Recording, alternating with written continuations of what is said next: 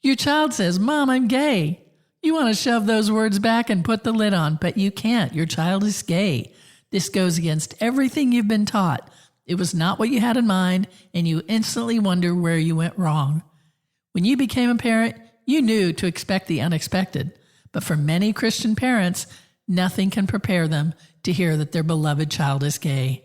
I invite you to sit down, relax, maybe get a cup of tea, and soak in what we talk about today. My hope is to guide you as we walk through it for a bit in this maze of confusion to help you find your way to wholeness. Whether you've been on this journey for days or decades, this is a wonderful episode for you. Would it be okay if I were to tell you that I am afraid someday? So I call you up and you call me down. Would it be okay? Well, hello and welcome to the FreedHearts podcast. My name is Robert Cottrell and I'm here as always with Susan Cottrell. Hi there. Hi. Welcome everybody. Connect with us at freedhearts.org. It's the home of everything we do. All the information's right there. We felt led to do this episode, which is really the core of our counsel to Christian parents of LGBTQ plus children. This is, I'll say this is a great episode to share with a parent you know whose child has just come out or is struggling in any way, could have come out a long time ago, but still struggling, still has hurdles, certain things that they're still working out. Or maybe this describes your parent. Mm-hmm. For others, as parents, it's easy to kind of fall back into some of these things that we're going to talk about. So it's a good reminder for all of us.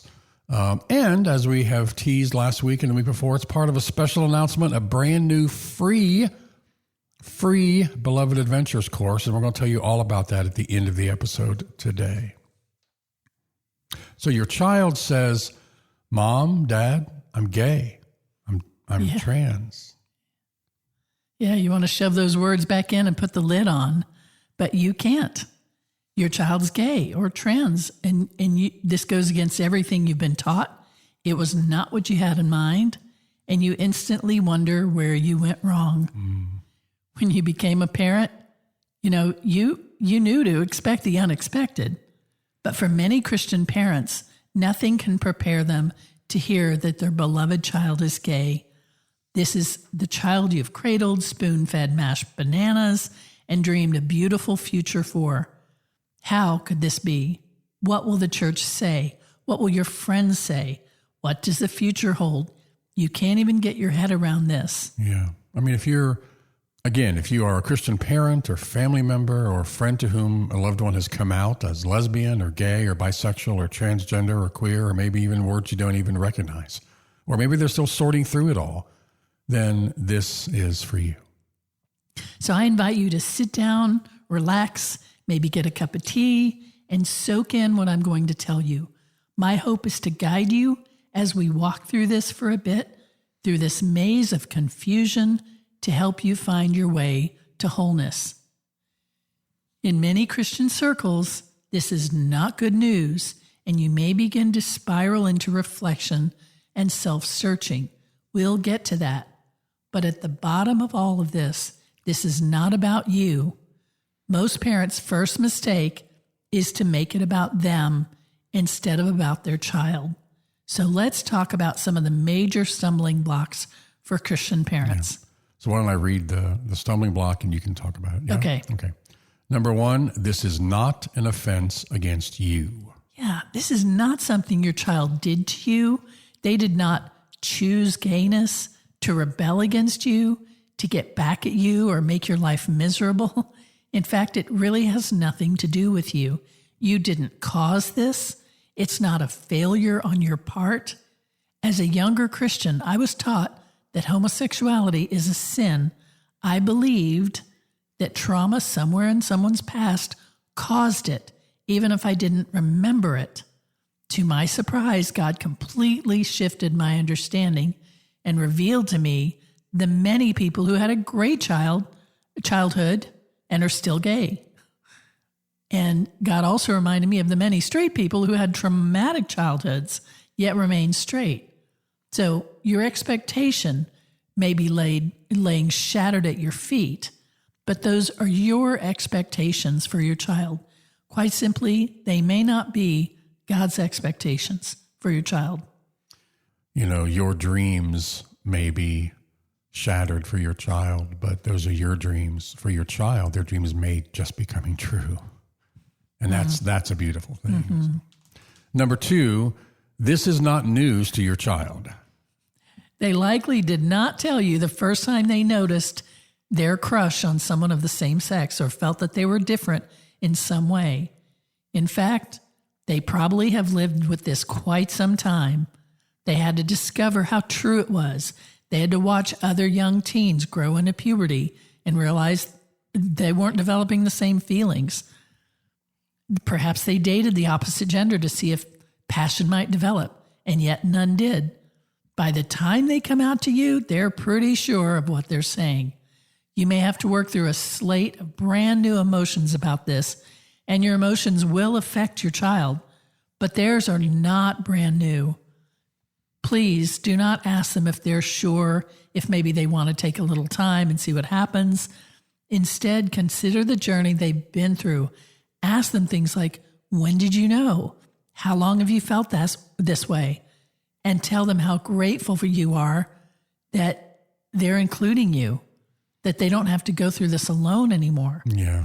I will say that if your child, if for any LGBTQ plus child that comes from a Christian family, for them to come out to their family is evidence that they are so brave and so strong. So if that's the case, well done, Mom and Dad. You've raised this brave, strong child that's being honest with you about their life. So, number 3, now is a key time to embrace your child. Yeah. So imagine for a moment the courage it took to tell you, especially when they know it seems to contradict your core beliefs. In this moment, your child needs to know they did the right thing by telling you. You may be flooded with fear, doubt, anger, grief, disappointment, shame, anguish, guilt, but do not let those hinder you from expressing your unconditional love and admiration for your child. Remember, they need your support, and your child will have their own list of emotions to deal with. Don't hand them yours. Give yourself time to process all of your emotions. Be kind to yourself and your child through this. Yeah. Some statistics here that 40% of all homeless youth are LGBTQ. 25% of all homeless youth became homeless on the very same day they came out to their Christian parents. So, Mom, Dad, I'm gay. Child, boom, get out of the house. Out of the house. So that's it. Just and that's and the number and you've all the issues like we talk about this now is so important. And I'll share something that we've, you as an adult, if you love and accept your child now unconditionally and decide in 5 years that it's not something that you can do. Okay, you have the right as a grown adult to do that. But if you decide now to reject your child, to condemn your child, and then decide in 5 years that you want to love and embrace them. After God has walked you through. I'm just being honest with you here, being real. You may not have a child to do that for. Either they're unwilling or worse. Yeah.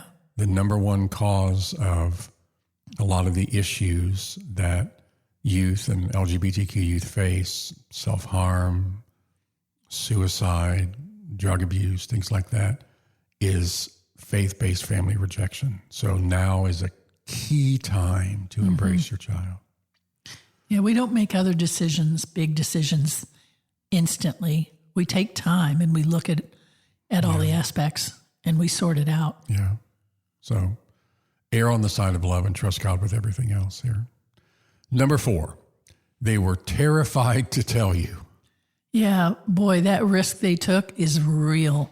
Some gay teens have been shamed, banished, threatened, beaten, and shunned. And they know that once they say it, it can't be unsaid. And they took this chance either because they trusted you and hoped for the best, or because they could not stand to live inauthentically any longer. You have a strong child. Be proud of them. Be proud of yourself. You have the opportunity to make the most of their trust and come through for them with the unconditional love of a parent. That's your job as a parent, to love unconditionally. Yeah. Number 5 is praying, wishing, and believing will not make your child straight. Boy, if doing these things meant that homosexuality would not visit a Christian home, then we wouldn't see it cropping up all over the place. I have heard countless stories of people who prayed without ceasing, but nothing changed. Picture with me the false faith healers who pray to heal audience members' maladies. When there's no result, these charlatans tell the poor kid in the wheelchair, maybe next time you'll have enough faith to be healed. What a tragedy. Where does that place the blame? If anyone has ever been healed in that setting, it's God's choice, not the one in the wheelchair. Countless stories of those who prayed, did everything right, followed every suggestion, and poured themselves wholeheartedly into being straight, only experienced disappointment and self-loathing. Your child does not deserve this. I do want to address for a moment the conversion therapy, which has been banned in many states, although it continues every single day in every single state because of religious exemptions. It's kind of under the radar. It's named something different, troubled teen camps, things like that. But it does not work. It only causes harm. And I want to address the, quote, success stories, the handful of success stories that you may be presented with as a parent. Mm-hmm. Oh, just in virtually every single case, the people who claim to have been set straight by this do not ever claim that the same-sex attraction has stopped. They still have that. They're still gay. They just have made the decision to live an inauthentic straight life.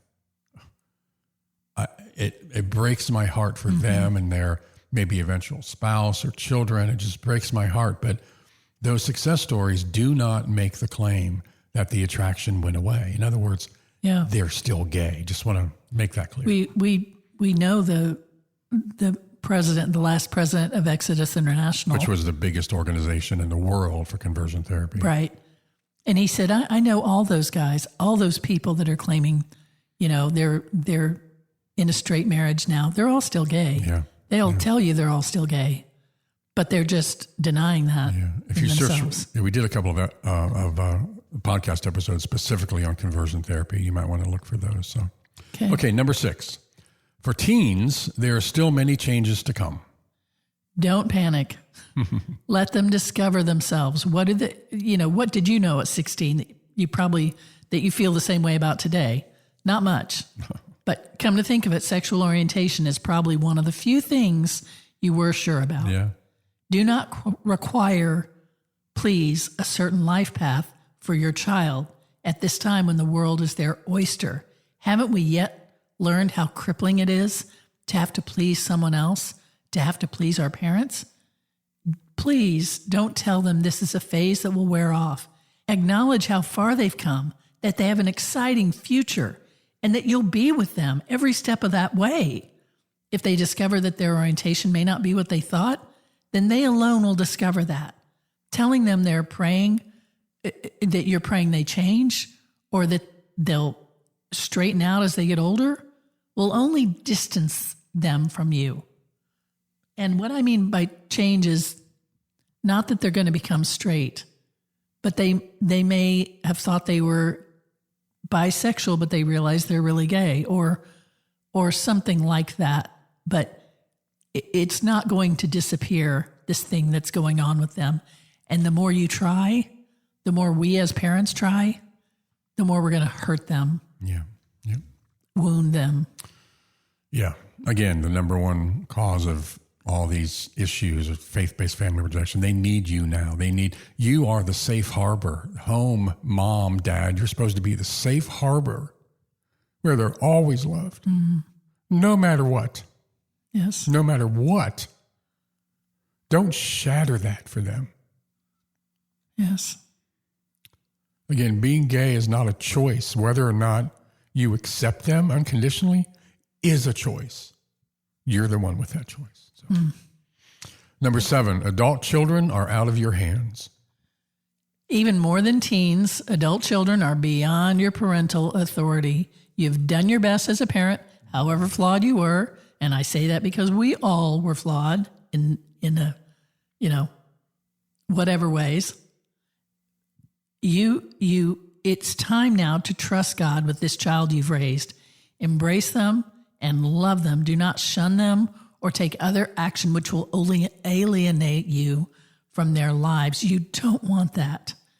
Instead, look forward to the many major life events ahead and be there for them as you wanted your parents to be there for you.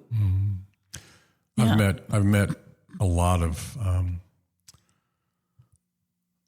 older, I guess, 20s, 30s, gay men, women who don't have a relationship with one of their parents, usually the father, in many cases, and that's just tragic. And that's just tragic. It's not. And what a loss for the father. What a loss for them. What a wound. But what a loss for the dad. I want to say that both my parents had died by the time I was 24. And, I don't mean to pull some card here, but now with my own children, there's not a way in the world that I would miss out on a life event because somehow they didn't measure up for me. That's not happening. I would have done anything to have my parents with me, and I will do anything to be with my kids. I hope that's true for you. Yeah. Number 8, put other people's responses aside. The opinion of your pastor, your Bible study, or your extended family are not as important as your child's well-being.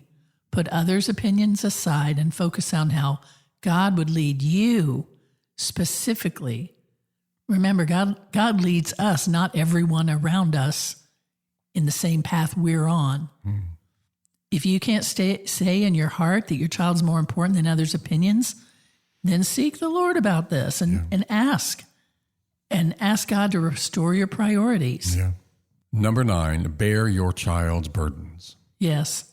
Let the weight of unanswered questions and discomfort rest on you. You're not the one being pressured to change. Your child has the whole rest of the world to navigate.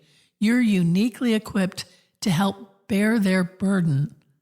Your relationship with your child calls for that much. Don't press for answers or easy solutions. As with other big events in your life, get comfortable with not knowing.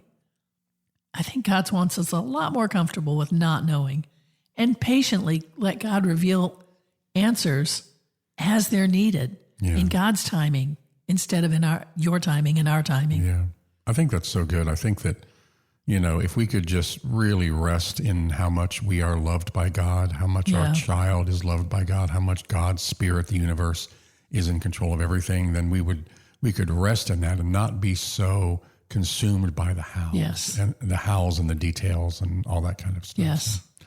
Number 10, finally, remember that we are not responsible to change people's behavior. Nope, not our job. Never was, never will be. Not even with our children, especially as they get older. If you think you're going to make your pianist into a football player, please give it up now. Jesus is not about behavior modification. He is about life, his life flowing through us. That is what grace, charis, means. It means to let Jesus' love flow through us instead of feeling obligated to fix everything ourselves. Your job is to love people, especially your child. Let God use the situation to show you what it means to love unconditionally, without conditions. While we love others, God is at work in ways we can't see in each of us, not just in our child, but in us too. And we know that some people still struggle with the handful of biblical passages that are used to falsely, I will say, condemn our LGBTQ children and same-sex relationships. We have done a couple of podcast episodes specifically on those. Also, if you would like a free PDF that goes into each one of those passages, just email us, podcast@freedhearts.org, and ask for the Clobber Passages PDF, and we'll be more than happy to send that to you. Yeah. But please understand that even if we disagree, nothing changes regarding our responsibility, our blessing as a parent to love unconditionally, to accept and affirm our gay, lesbian, bisexual, transgender children. It's what they deserve. It's what we're called to do, period. I know that this can be a hard path, especially when you're new to it. It's a journey you likely would not have chosen, nor initially welcomed. But if you seek it, God will show you the beauty of the journey. Virtually everyone I've talked to has been down this road would say that same exact thing. I would not trade it if I could, because of all that God has opened up in me. Yeah. As we've said, we would not make our gay kids straight if we could. Yep. We didn't say that in the very beginning, but we say it now. Yeah, that's right. Our love for our children, for God, Spirit, the universe, our spirituality is deeper and richer now than it's ever been. We fully affirm our kids and the LGBTQ plus community, which is what we do because of all of that faith, all of that spirituality, not in spite of it, you know? Yeah. And we have some exciting news. Susan, you've just finished creating the Love Your Child, Strengthen Your Faith Beloved Adventure course. Yes. This is 21 days of video sessions, 4 expanded workshop video sessions, as well as additional resources. And wait for it, it's free. I mean, like free. Yes. No red tape, no in-app purchases, nothing like that. It's completely free. So let me ask you, because this was not on our calendar of projects and things to do, which is a pretty full calendar as it is, but you really felt led to do this. Why? Yeah, I'm working on 2 other books right now. Actually, I shoved this in there because God would not let it rest and just kept giving me stuff to put in it and said people are really having a hard time with what they've learned about this, and they need to have a hand-holding walk down this path. And so the Spirit just kept telling me to do this course, and I'm so happy I was able to get it finished. I sit right in my kitchen and record these, and they're done with all my heart. Yeah. And they go deep down into the theology, but they also go into the heart. Yeah, very tender, very intimate. Yes, tender. And they'll help you keep your relationship with your child and expand it into something all the better and more beautiful and sweet, but not sacrifice your faith. In fact, this fulfills your faith. Yes. Yeah. And that's why we say if you've been on this journey for days or decades, this would be a wonderful course for you. It's not just for new parents, because again, these hurdles come up, these little stumbling blocks, they'll come back to our mind. We'll struggle through things. Well, I get this, but I don't get that. So whether you've been on this journey again for days or decades, this is perfect for you. And again, it's free. Yeah. It's free. And this is also a great course to recommend to and share with a parent whose child just came out, or again, a parent who is still struggling with the anti-LGBTQ teaching coming from the church. As we said, it's tender, it's compassionate, it's deep. You're so tender and so intimate while speaking these profound, life-giving truths. It's amazing. So if you are a parent like that, if you know a parent like that, please consider sharing this course with them and doing this course yourself. And there's a journal that comes with it online that you can just write on it. You can, online, or you can print it out or whatever. Yeah. And it prompts with some good questions. Right. So again, if you go to freedhearts.org, and at the top of the page, you'll see Beloved Adventures. If you click on that, It's the first thing that comes up. The love your child, strengthen your faith, free, beloved adventure, our gift to you. And again, if you're a seasoned traveler on this journey, we know you still hear from those who do not affirm and support the way you do. This course is a perfect reminder for you too as to why you do what you do, and all those deep reasons behind this passionate support and advocacy and love we have for our own children and the community. So we love you, and we will talk to you next week. We love you. Bye. Bye. Would it be okay if I were to tell you that I am afraid someday? So I call you up and you call me down. Would it be okay? You've been listening to the Freed Hearts Podcast. We have extensive resources and vibrant, inclusive community for you at freedhearts.org. Please just come say hello. If you have questions, comments, or suggestions for the podcast, just email us at podcast@freedhearts.org. Audio engineering is provided by Luke Johnson. The music is provided by our daughter, Hannah Cottrell, who is Grammy nominated. You can find out more about her and her music at hannahcottrell.com. Please share, subscribe, and follow on your favorite platform, and support us if you can. Thanks for listening. Would it be okay?